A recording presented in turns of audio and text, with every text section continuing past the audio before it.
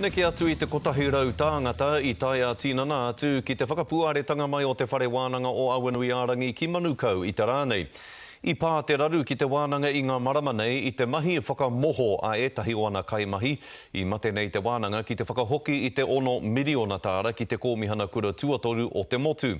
Kia hatia ko te whakapuaretanga mai o tō rātou wāhi hou ki tāmaki te tohu o tētahi tīmatanga hou mo te wānanga e ahu whakamua I te titiro ki ngā hau māuiwi nui ka puta ki a rātou I te whakahaere I wā rātou kaupapa ki te auahi nui pērā I ngā kaupapa mātauranga pāpori toi Māori me te reo Māori.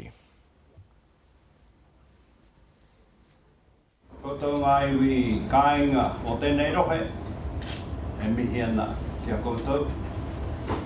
Mo te whakaaro.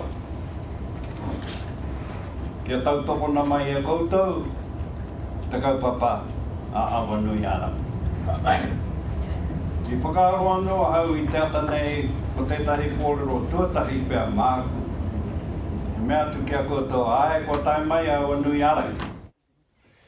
I waitohu waikanaitanga hoki te wānanga ki te waka kaiora kia hua ake ai he tohu hou e hāngai ana ki te kaiora me te whakatipu kai.